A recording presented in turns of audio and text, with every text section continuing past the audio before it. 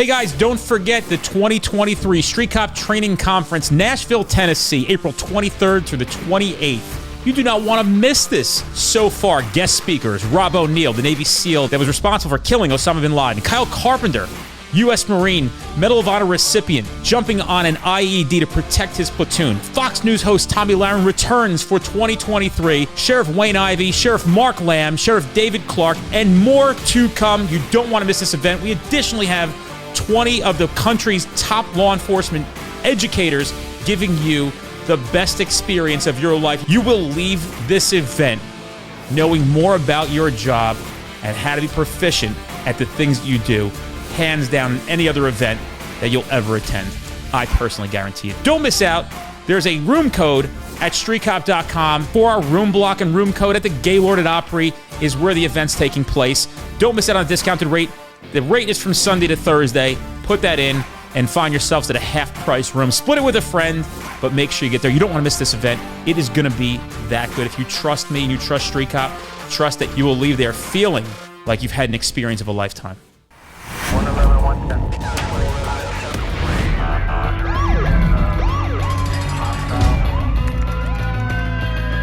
You training to be a street cop? Hey guys, welcome to this episode of the Street Cop Training Podcast. Your host, founder, and CEO of Street Cop Training. My name is Dennis Benino, and I have with me today one of the crazy story of surviving a significant critical incident. And I'm sure we're going to find a lot of value in this, as I believe that you're speaking now around the country to all sorts of groups of law enforcement officers. You can let me know all about that, and I'll let you guys, or I'll let you introduce yourself. This is Officer Ann Carrizales. Oh, can I make it a little more Spanish? Can I do a little more Spanish? Can you roll it? Are you going to roll it? Yeah, I'm going to try. I got you. Oficial Ann Carrizales. It's Carrizales. Carrizales. Carrizales, yes. So, lady, who are you? Tell us who you are. Tell us about what you did in life, and then, we'll go into other things. I am me. I'm Anne Marie. I am the daughter of a U.S. Marine Corps veteran, actual dual service, Army and Marine Corps, Vietnam veteran, now retired minister.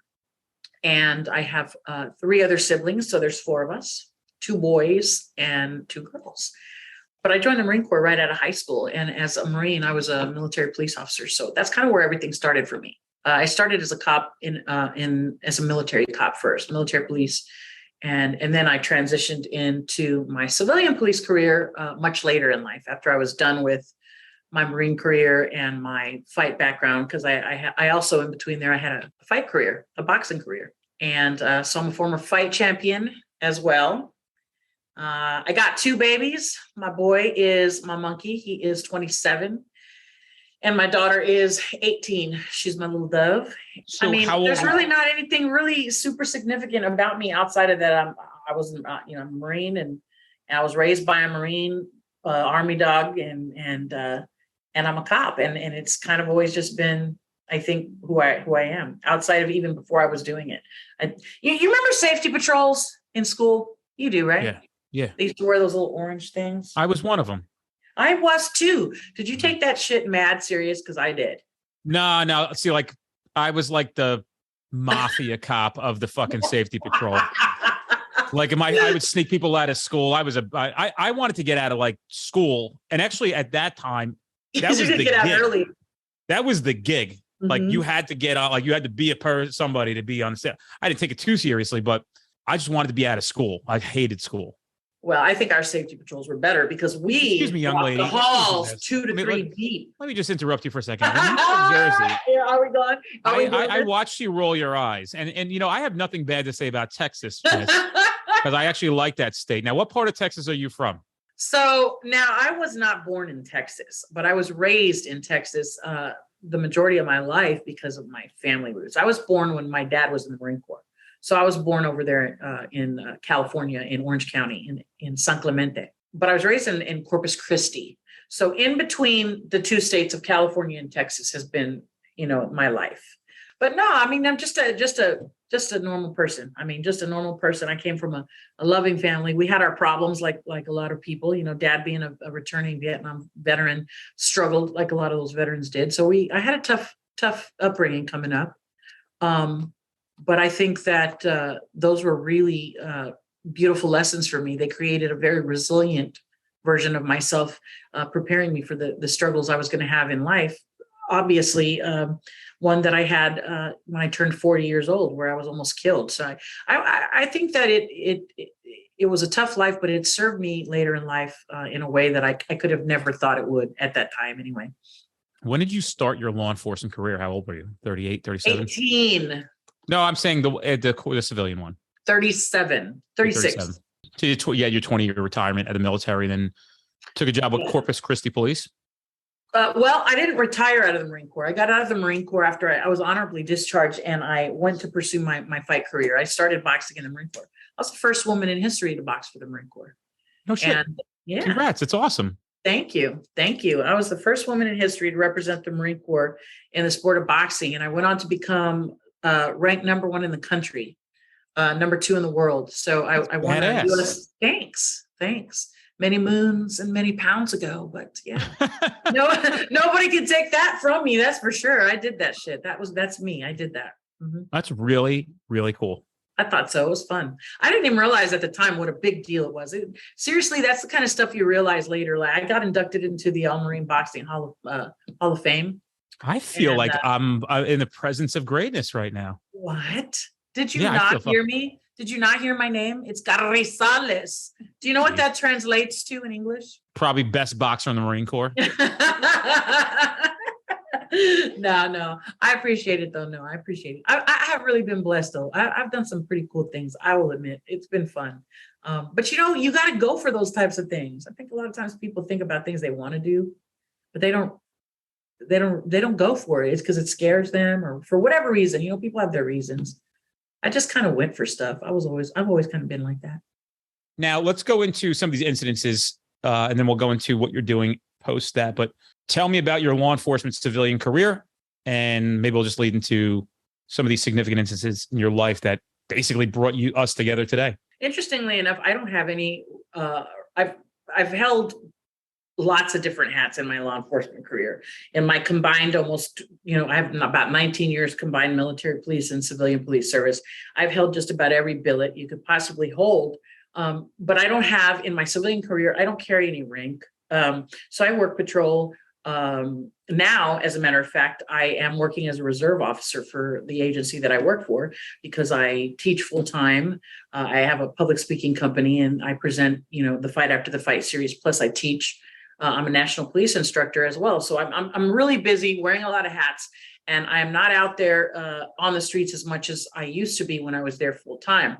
But I don't have any rank at the police department.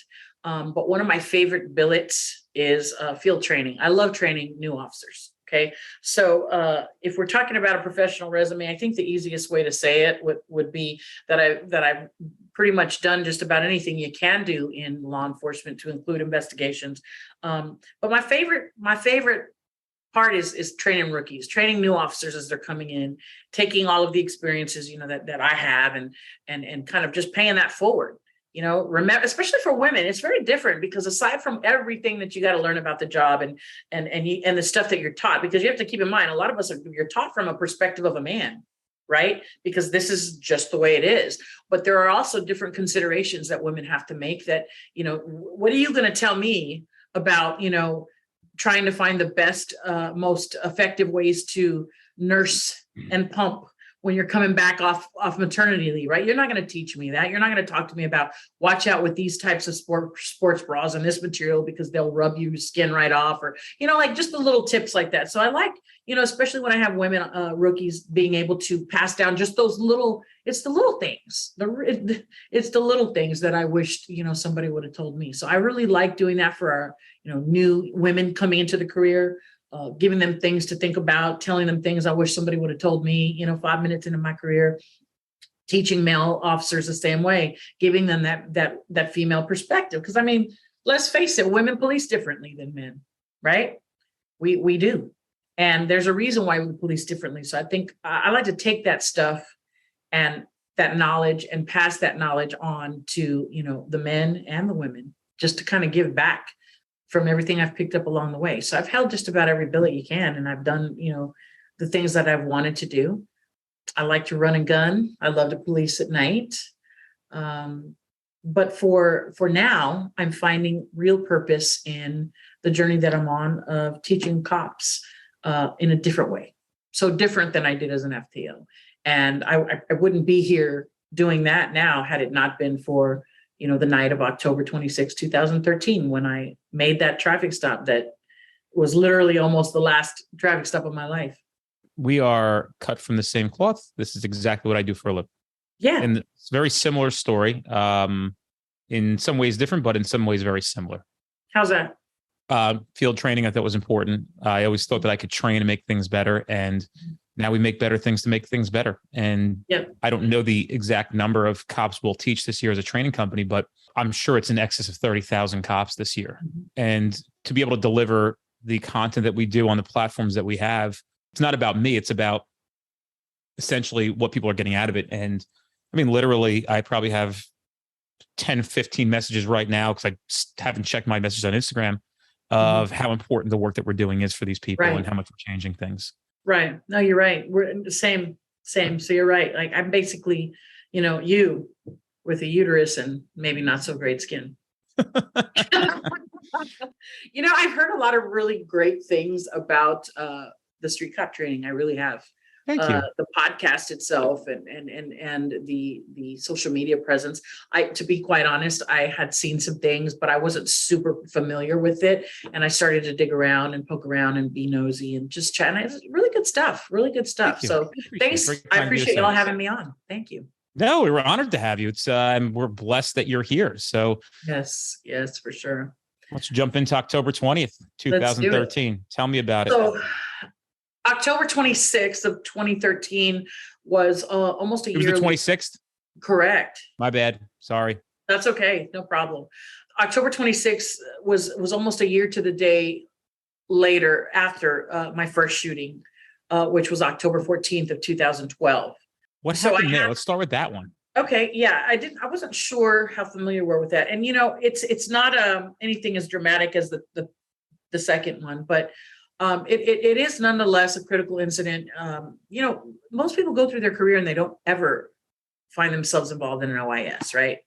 An officer involved shooting is just one of those things that pretty much all of us hope to never have to ever go through, but sometimes you do. And then for those very select few of us, you go through it more than once. And I was one of those people. Lightning struck twice for me. And so on October the 14th, I came face to face with a suspect who, without getting all into that, because that's kind of like going to take away from the time of this other one. But I found myself with my arm pinned in this car window of this suspect who decides to hit the gas and take me for a little ride. So he drags me down the road and ultimately slams on the brakes and the glass shatters, right? Because the weight of my petite frame was lodged in this window. And so I go flying from this window that's shattered. And unfortunately for him, I ended up hitting the ground and I rolled and popped back up. And when I popped back up, what I recall is trying to gain my footing, because I'm still with the momentum of the car and all that. I'm still kind of moving faster than my feet can kind of keep up. So I'm trying to get my footing back, and I find myself in front of these headlights. And I have the light is shining into my eyes. And I remember I was having trouble seeing because I felt like I had like little specks of glass in my eyes, and I had glass in my arm and in my scalp. And so I was trying to make sense of it all, kind of get my bearings about me. And eventually what ended up happening is, it sounds like a whole long thing, but it's literally a split second where I find myself in front of headlights. I draw my firearm and I put one down range, and it goes into the windshield and strikes him in the face. So when that happens, as simultaneously, I'm shooting and then I'm moving and I'm taking flank position. I'm trying to move on over to my right and kind of get out of the way of this car that I believe was coming at me. And I realized that because there's no more window there, once I get off just to kind of like a 45-degree angle of his position, that he's been hit in the face and his face has dropped down and his hands come up. And so we were pretty much done at this point. There was there was no reason anymore for me to keep shooting. I did not. The one shot gave me the position that I needed, gave me the opportunity that I needed to kind of get myself out of harm's way and kind of stop the threat there. And he survived that. I survived that. I had minor injuries. He had serious injuries to his face, but he survived.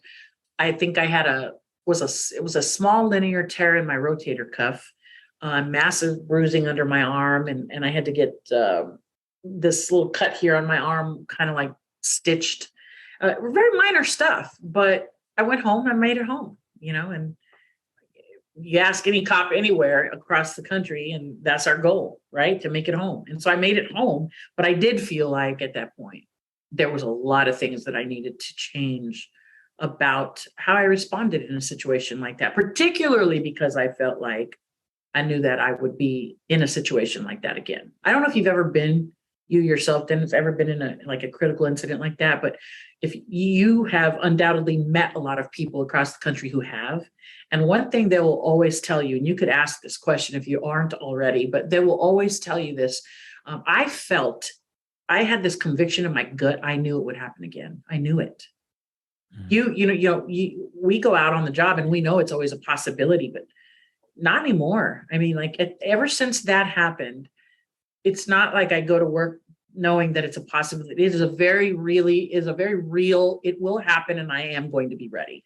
And so that's kind of what I was left with in the aftermath of that first shooting. It was a real good lesson for me, because up until that point, I would have jumped up screaming that I was ready. If you came at me and said, "Hey, are you ready? Are you ready for something like that?" I'd have been like, "I was born ready. I'm ready. I'm ready." And I think that was kind of a very big eye opener for me, that first shooting, in that I was not as ready as I really thought I was. And I think that's the case for a lot of cops across the country. A lot of us think we're ready for some shit like that, and till it happens, and then you find yourself not as prepared as you would have liked to have been. So for that year in between the two, from October 2012 to October 2013, I just readied myself. I read articles, I watched and studied videos. It was almost obsessive. I remember my ex-husband saying to me at the time, that can't be healthy. This is too much. This can't be healthy for you. He's not in law enforcement, right? So he thought it was too much, but I remember feeling this is exactly what I need to do, because I'm not going to allow myself to come so close to being taken out on those streets, because I was not prepared. And then I get shot twice, and I'm like, well, here we are again. But yeah, that was kind of the lead up and the build up into October 2013's incident, which happened on the 26th. So like I said, almost a year to the date, October 14, 2012, October 26, 2013, when I found myself, staring down the barrel of a gun and getting shot twice. Before we go there, how far away do you think you were when you took that shot at that truck or that vehicle and landed a face shot? I remember they asked me this during the grand jury hearing. I don't remember. What did they tell you? How far was it? I really hesitate to answer, because I don't remember. And what I always want to do when I tell these stories is I never want to compromise the integrity of what my thought processes were in the moment. And I don't know. I really don't know exactly how far I was. I mean, I guess if I had to guesstimate, I would say maybe 15, 20 feet, 25 feet. I don't know. Practicing a lot with a pistol and proficient with it? I've always been very proficient. I'm a 6-word expert with a rifle, and then from my Marine Corps days, and a pistol. And as well, rifle expert, pistol expert. So I've always been very good at shooting. I'm not one of those people that's like a gun fanatic. I don't know everything there is to know about guns, but I like to have them. I like to keep them on me. And so to answer your question, no, I wasn't in the gun range all the time, but I do enjoy going to the gun range, and I do enjoy target practice and having, people refer to it as range therapy. I probably wasn't even going at that time, was not even going as much as people who enjoy range therapy per se.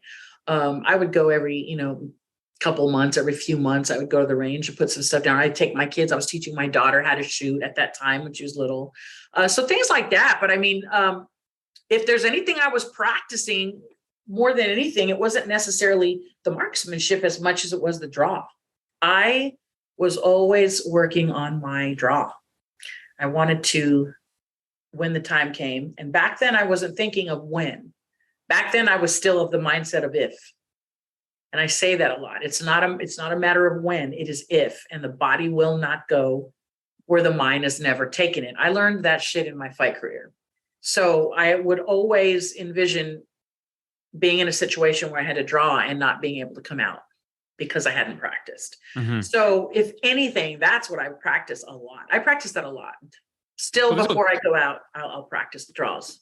It's a good idea, and I'll pass this along to a lot of people, that if you get into a routine of drawing your firearm, take it out of your holster, even that creates so many repetitions that you actually get better at. So like, instead of just taking your gun out, drawing like you would in a gun battle. I was a firearms instructor, and there'd be a lot of downtime at the range because once everybody's qualified, we still had to stay for the rest of the day. But I had unlimited bullets. Essentially, I spent most of my time practicing from 7 yards in. I figured I made a lot of traffic stops. I was a real proactive go-getter. I said, if I'm going to get a gun battle, it's probably going to be within 7 yards, the type of work that I'm doing. Mm-hmm. I also practiced, from further away. But I would draw really fast and just put a couple shots down range and just try to get it center mass. That's what I was doing. I would imagine myself being on a traffic stop in that situation. So, but yeah, the draw was the most important.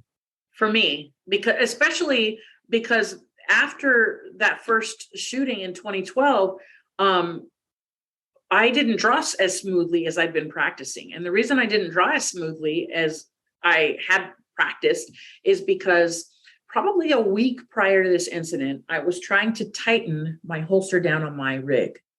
And you have to use that Allen wrench to screw the little screws down. Well, one of them, it popped out the bottom. It went clear on through. Okay. So I heard it. I heard it fall out, and I'm looking for it. So now I didn't have it. So now when I'm drawing, the holster kind of cants because it's missing one of those screws, right? I knew I needed to go either get another holster or get another one of those little screws. I didn't know which, but I knew I needed to do that. And I hadn't done that. I remember asking, hey, Sarge, you got one of these little doohickeys, one of these little thingamabobs, or, to screw. Nobody had an extra one lying around, right? Of course. So I knew I was probably going to have to go get another holster. And I hadn't done that because anybody who's ever worked night shift knows anything you need to get done, you need to take that out of your sleep time during the day. And I wasn't trying to do that. So I really dragged my ass on replacing that holster. And then I want to say the following week, maybe 10 days later, I found myself in this shooting in October of 2012. And so what I was doing in the meantime to compensate was doing these quick drills that I would do before work, but I would do them in a way that I had to twist it or pull it a certain way because it was missing that screw. So I was doing it in a way that was going to compensate, if you will, for the cant in that holster. What I was doing was I was half-assing it. And there's cops all over the country today, and you know this, and we all know this, that half-ass their training. They're half-ass preparing for what they believe could possibly happen. If it happens, I'll do this. And that was kind of my mindset, which is in stark contrast to my mindset today. Because back then I was like, if I have to draw this gun, I will do it like this instead of like this because of the cant in the holster. Well, when I went to draw, after I was thrown from this car, I went to draw, I got hemmed up. It didn't clear the holster. So it took me 2 tugs. Luckily, I was quick because of that practicing. And I was able to pull that firearm out and put that shot down range and it hits him, right in the face. But it did cost me, some serious response time. In my opinion, a split second is response time taken away from you. So I learned from that incident. There were a lot of things I learned from it. And when I found myself in a secondary gun battle in 2013, I was significantly more prepared than I was before. Well, let's go into that. Tell me about that. So I made a traffic stop on this car. It was a dark gray Nissan Altima. It had 3 guys in the car. I didn't know this at the time. There were 3 MS-13 gang members in the car. I don't know what kind of presence or dealings you guys have with MS over there in your neck of the woods. But here it's it's a prominent gang over here. They have a big showing and they're active over here. So MS, if anyone's not familiar with them, they're very well known for their violence, right? Their violence, their murders, drugs, you name it, they do it. Sex trafficking, all of it. And this particular night, I made contact with this car because I happened to see that it sat at a traffic light. It sat through a couple cycles of the green to red, and it didn't move. And there were a couple of other things there that were piquing my interest. All I was supposed to do that night was just stay visual, stay visible, stay out there, just pass time so my partner could get back from the jail. We were going to go have some chow. But I saw this car and it had its left blinker on. And as I was driving toward it northbound, I could see from that distance that it wasn't in the left turning lane. So I'm watching this car and I'm thinking, well, it's probably going to turn left from the wrong lane. And then I'll just go ahead and make a contact real quick and just see what's going on there. Maybe they're drunk, passed out at the wheel because they sat through this light switching. Maybe they're having a medical problem, car problem, whatever it could be. It's all cycling through my mind as I'm driving past this car. I glance into it and I see that there's these two guys in the front seat. Both of them are Hispanic. I didn't see the third guy. He didn't catch my eye right out the gate. So I go ahead and make a U-turn and I initiate contact with the car, and the car, after it slow rolls for a bit, it pulls into a trailer park. And I walk up to that car. We have a very short dialogue of a bunch of, bullcorn. I know what he's talking about, the driver. What he's talking about is just a bunch of lies. He's stalling. All the red flags, right? The scanning. The guy's literally got his head out the window. He's scanning forward to back. He's stalling with his answers. He's repeating questions. He's speaking under his breath. Why? Because he wants to draw me to the window so that they've got a better shot at me. Because at this point, I have taken position just behind the rear area of that rear passenger that sits behind the driver. That's when I saw the third guy sitting there when I made the approach. So there's three of them in there. We're having this bullshit dialogue of just a bunch of lies. I know that they're up to no good, but I don't really know exactly what. I remember thinking maybe someone's going to jump. Maybe someone's going to bail. Maybe someone has a warrant. Someone's going to bail just based on the nervous actions that I was picking up, all the pre-danger cues. And I had some backup on the way. This was the pivotal moment. My position on the car, I had really good visual on my driver and my rear passenger, the guy who sat behind the driver. I felt great there. Tactically, I felt really good there. But I was giving up a lot of what I could see over here on the right-hand side from that front passenger. So there was a moment in that video where I will take a pivot out to my right. I just pivot just a bit. It gives me a little more insight into that car, and then I come on back to my original position. But there was a real pivotal moment there when the driver of that car, he actually became more still, whereas before he had his hands kind of waving around and he's looking and scanning. He was just really doing a lot of things that, in my opinion, were aimed and geared at distracting me. And he got very still. And he leaned very slightly to his right. I'll never forget it. Just leaned slight. And then he turns and he mumbles something to the guy to his right, the passenger in the front seat. I remember that I could tell it was in Spanish, but I didn't hear it clearly enough to understand what he said or to know what he said. And then I know that I asked him again for this license because he was patting himself down everywhere at one point. And I remember he says, I don't have it. I don't have my license right now. And when he said that, by this time I'm frustrated and I'm annoyed because I could tell that he was plotting on me.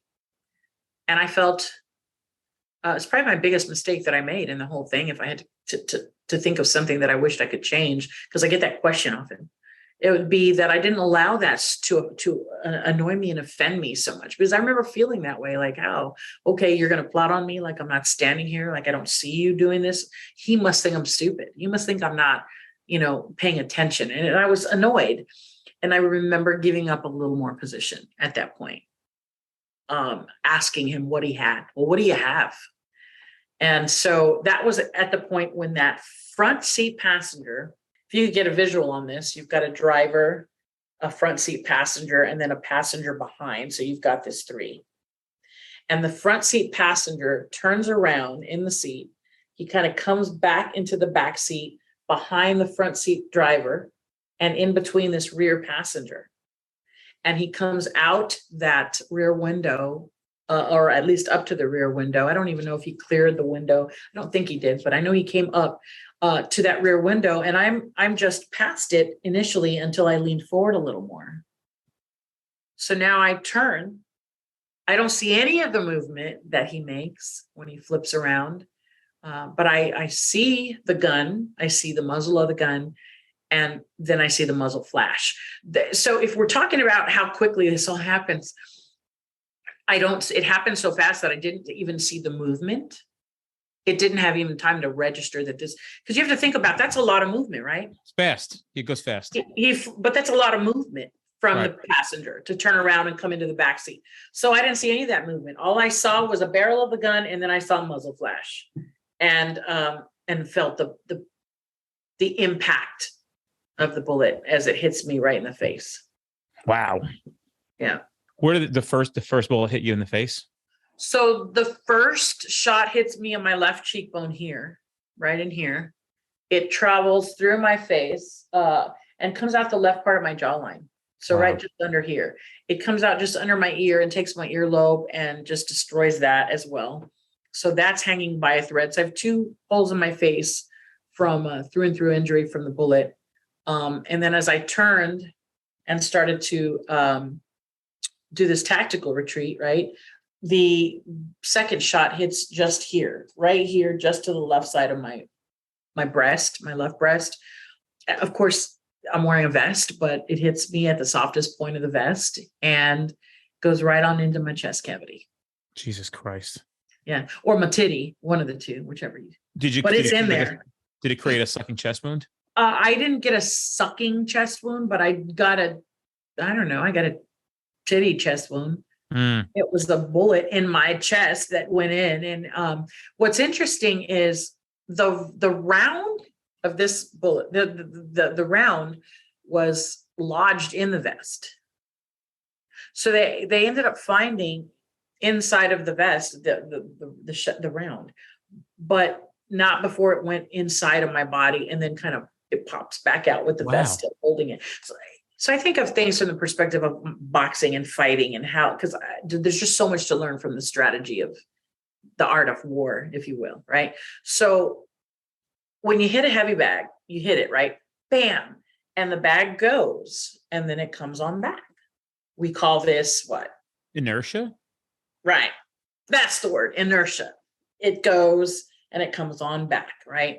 What goes up must come down, that type of thing. So I imagine that same concept with this bullet. It hits probably that softest point of the vest. It hits maybe that first panel, but then it bounces, it goes in and bounces, and there's no more vest here because it's done, right? This vest was custom made for my body, so it fit well, but there's no more vest there. Again, our vest's different from your vest. The amount of coverage in that area is going to be different.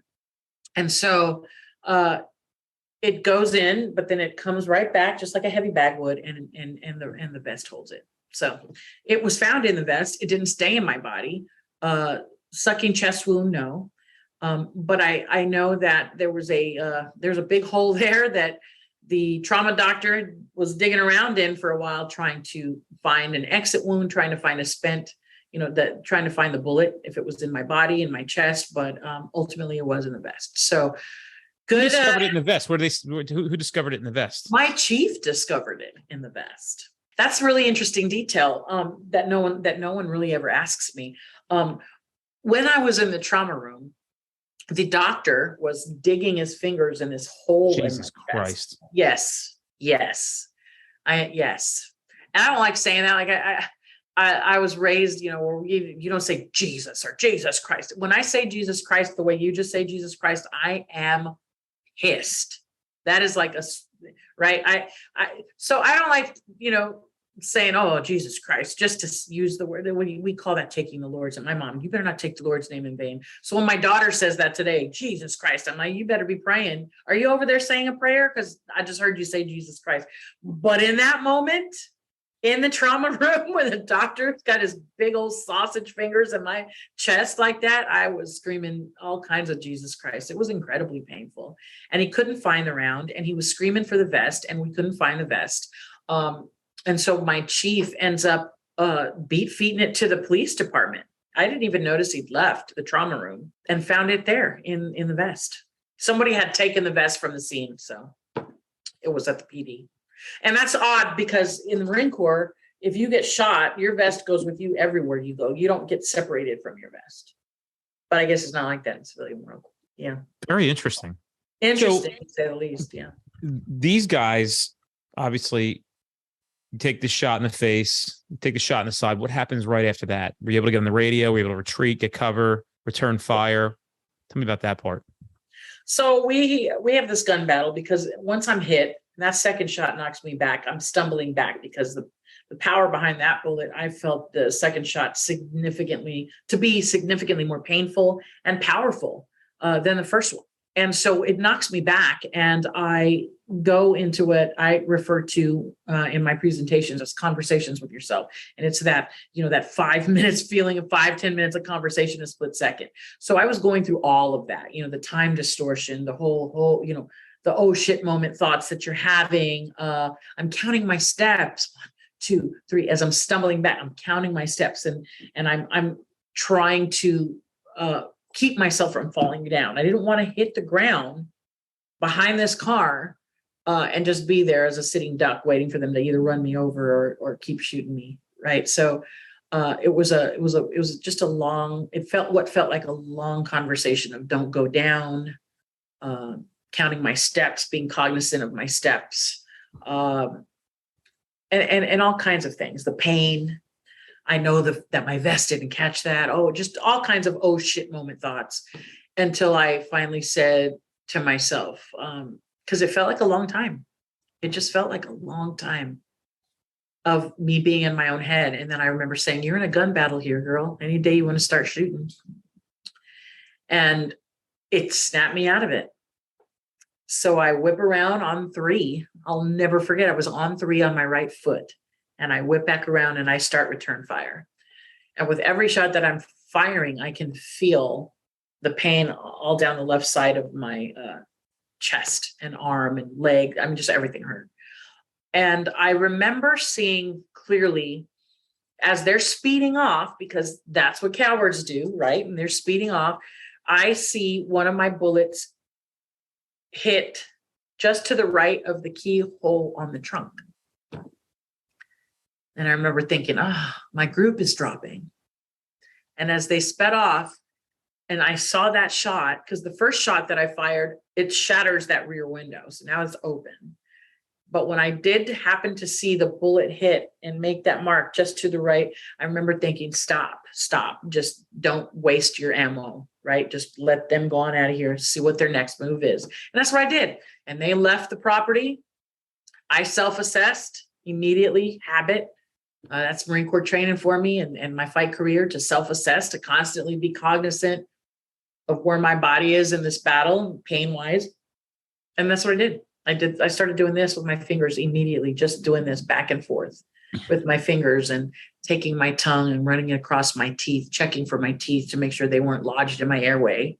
I knew they were intact. My jaw was intact. I knew I could breathe. I could talk. I still had my fine motor skills about me. My heart was still ticking. And we keep working. So that's what I did. I knew they drove out of the property and fled. And there was just a fire in me that just, no way, hell no.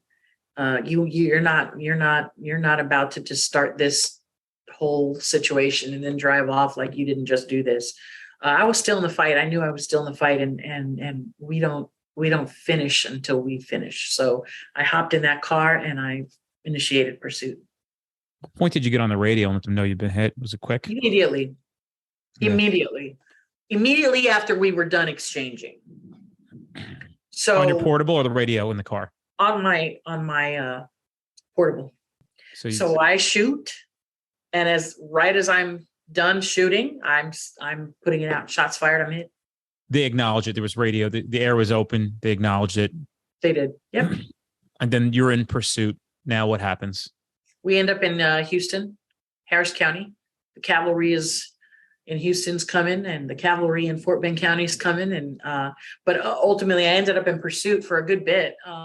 Were you giving a lot of information about your injuries and? Oh yes, the radio traffic. And you know what's interesting is that seems to be. I don't know if you've ever watched the dash cam video of this, but that seems to be what really floors a lot of people, civilians and law enforcement alike. Is that I was so calm and that I was still giving so much information. I was calling directionals and turns and before we even got onto those streets. So I was very, very cognizant of what was happening. I was very aware. Tunnel vision is not our friend. And so it's something that when I'm training and I'm preparing myself mentally, I'm very aware of that. In the fight game, you can't have tunnel vision or you're going to get yourself knocked out. So I believe a lot of the philosophies, the disciplines, the tactics that I learned in my fight career served me that night because I really was drawing upon that stuff. Paying attention to directions, calling out my directions, talking to dispatch, letting them know, hey, dispatch, I've been shot twice. I know I've been hit in the face. I did say, and the vest, I said the vest, knowing that I had been, my vest had been compromised in some way and I had been shot and the bullet did enter my body. But I also knew that I was still very much in control. I did not feel at all any effects that I was going to pass out.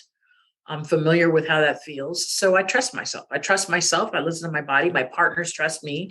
My supervisor, my sergeant at the time knows me and, they knew I had it. And so they let me work. And I pursued on into the next city.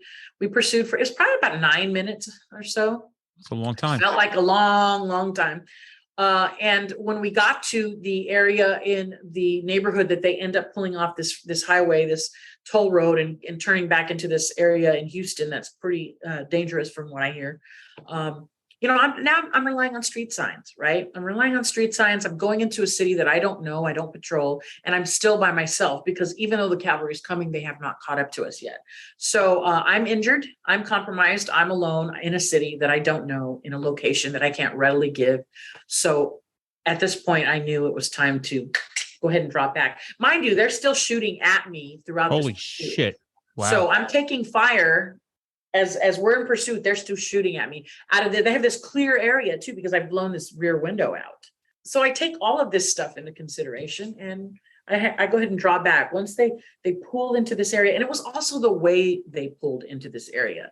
You're talking about traveling over 100 miles per hour at some points of this pursuit to now they're going super slow and they use their turn signal before they go into this neighborhood. I was like, oh, you must think I'm stupid. That was, to me, it spoke volumes, this turn signal that he used. And it said to me, hey, come on, come here, come follow me, right? And so I felt like, oh, okay, you're baiting me. You're trying to bait me into an ambush situation and I'm not having it. So I dropped back and they went on into this neighborhood. I lost sight of them and I just held my ground there. Sergeant said the same thing, hey, stand your ground. And it was just really beautiful in that we were all on the same page at that time. He wasn't in the car with me, but based on my radio traffic and how that command presence changes, I had all this command. Hey, they're going left on Bluebonnet. Well, before I'm even on Bluebonnet, right to, we're making a right on Grand Fork, because he can tell now I'm reading signs. And it just, what I really loved about that is the fact that you have this synergy with your team. You should. And they might not have been right there with me, but he too knew that it was time that I draw back. We were all on the same page, even though we weren't even in the same area, in the same city. So that was really a really cool thing to see, to feel that we still had that rhythm going that you get when you work with a team for so many years. So they finally arrive and my thought process was that we would set up a perimeter and let Houston get there and kind of help take over this area. And I just needed to turn it over. I wanted to turn it over to them. because I knew I had to assess my wounds. And so that was naturally the next step. As everybody started to arrive, they took over, and then we focused on me. Did you get into an ambulance or just drive right to the hospital? No, Houston, we had so many Houston people there that they literally just, put me on the gurney and loaded me up in the box, and Houston escorted us from that area to the trauma center. I know is not close, but I remember we were there fast. We were there so fast. It wasn't until they loaded me in that ambulance that I started to really worry about my injuries. Mm-hmm. You have kids, right? 2 kids, 2 right. children. I had 2 kids at home at the time. My son was 18. My daughter was 9. Jesus Christ. And sorry, I did it again. Sorry, Grandma. Okay. Are you praying? Are you praying? You better be praying. I'm praying but for yeah. you. In the so past. yeah, I started thinking about that stuff when I got in the ambulance, but then no sooner I started to think about it and entertain it and feel the pain of it, knowing that, this is the second time, and, what kind of mom are you? What a shitty person to put your kids through this again. And they had just gone through this trauma a year before, and it really, I started to get in my own head. And so as quickly as I went there, I knocked myself right on out by doing what we normally do, which is what? Make jokes.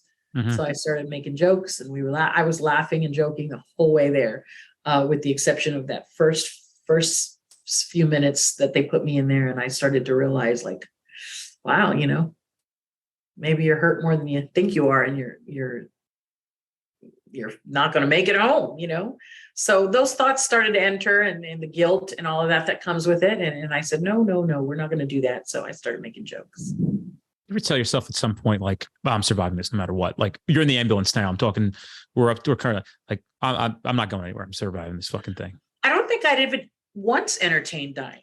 I am honest, from my lips to God's ears. I didn't think about dying until I got in the ambulance for that brief minute, like, oh, because I'm looking at the faces of the people in the ambulance that are working on me, and they look real serious. And that's what made me think about it. Oh, damn, But then, so there was not a time that I go, nope, I'm not dying today. No, I didn't have to shift. I just know that as soon as I felt it sort of creep in, I didn't let myself go there. Mm-hmm. Did you make decisions about that before going into this? How you would be? Yeah. 1,000,000% yes. In that year. What are some things you told yourself prior to this that helped you be prepared for it, like the mental part of it? You really want to know? Yeah. I got to be the hardest motherfucker to kill. You're a Marine. You're a U.S. Marine, and Marines are hard to kill. There's a reason why the Germans, they gave us the nickname Teufelshunden, which means devil dog.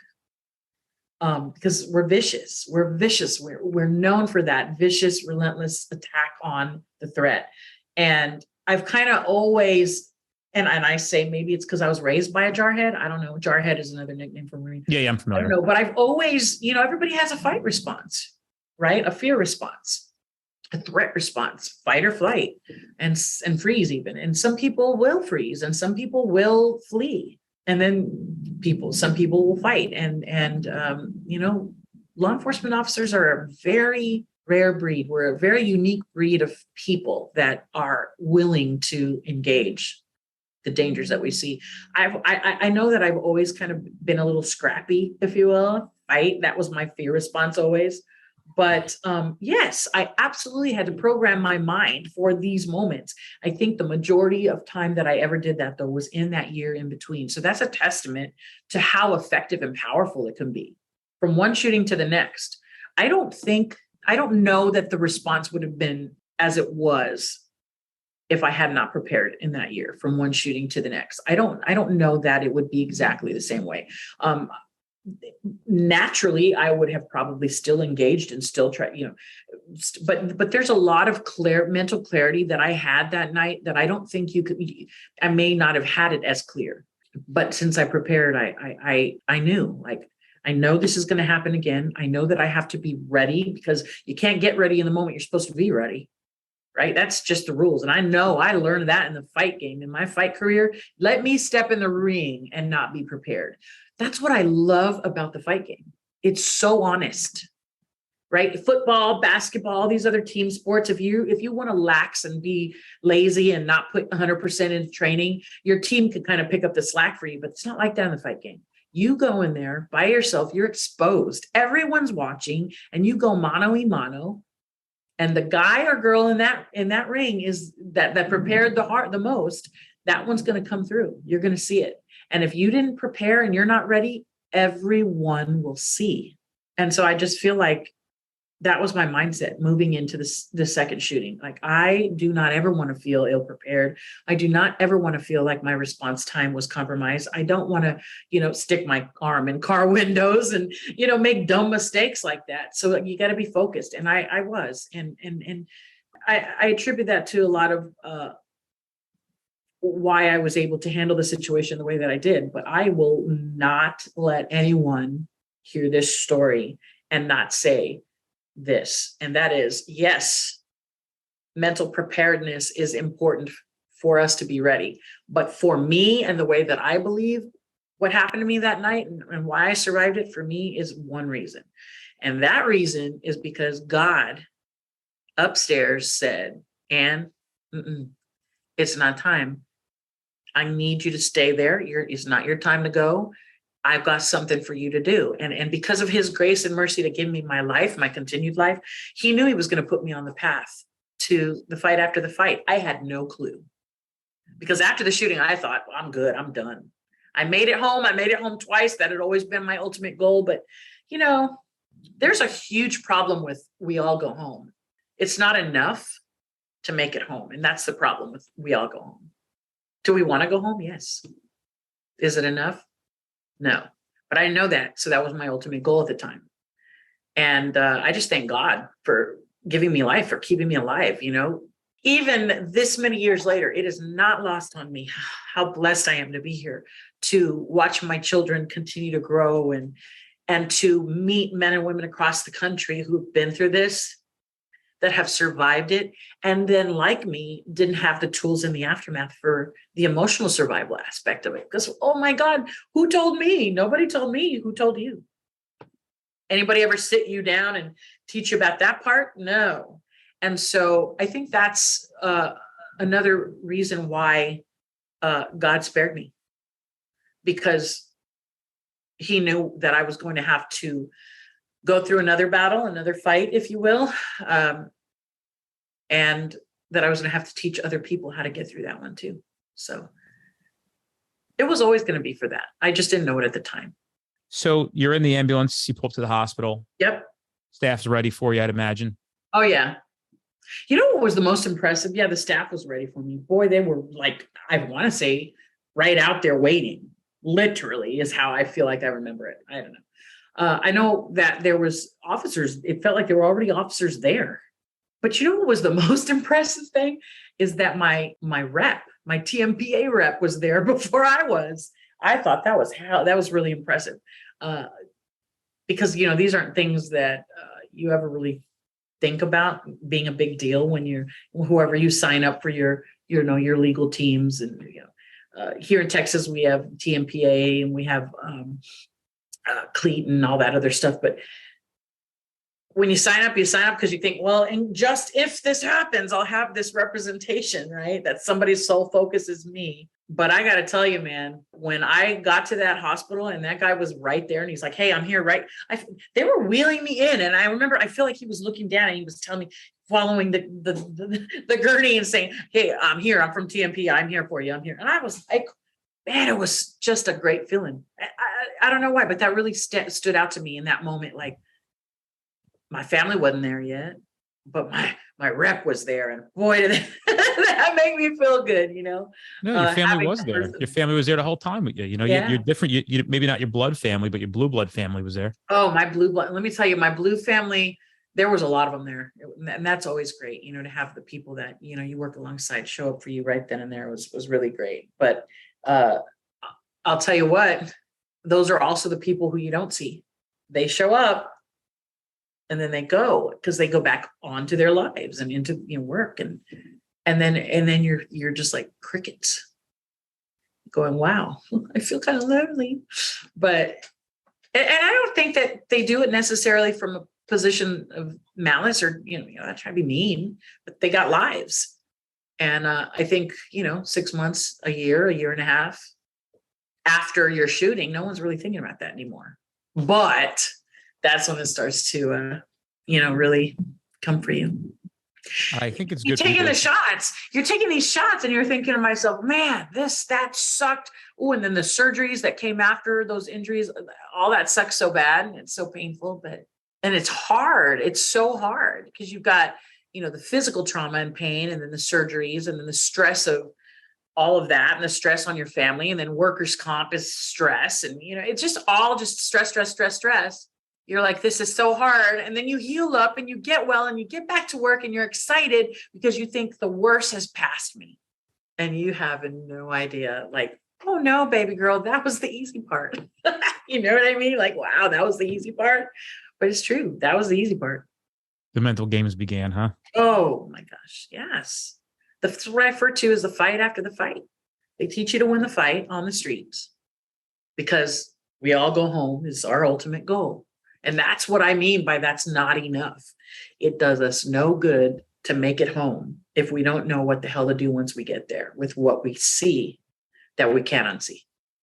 What kind of sense does that make? None. So I had to figure it out on my own with the help of some really key players. And I had to go to battle again. In some weird ways you talk, I guess you were the chosen one to start changing things. You had to go through this shit to understand what it is and how to start fixing it. Well, I don't think you could appreciate. I don't think I would have been able to appreciate this gift that God gave me if it was just that easy. I think you got to work. You got to work at things that you truly intend on enjoying. I know I look at couples that have been married for like 60 years and 70 years, these old couples, and and my heart opens and I'm like, wow, how do you do that? Like, what is the secret? Because I'm divorced. So I'm like, just tell me, maybe I'll get it right another time. I don't know, but just tell me what the secret is. Right. And it never fails. They all have different answers, but the one thing they have in common is you got to work at it. Anything worth having is worth working for. And I think that if it would have been easy, if I would have been shot and survived and then got back to work fairly unscathed physically or even emotionally, I don't think that I would have appreciated this gift, this third chance at life that God gave me. I wouldn't have. I'm pretty sure of it. But I had to go to that place to get to this place, to become this version of myself. And for that reason, it was all well worth it. Yeah. 111, 110.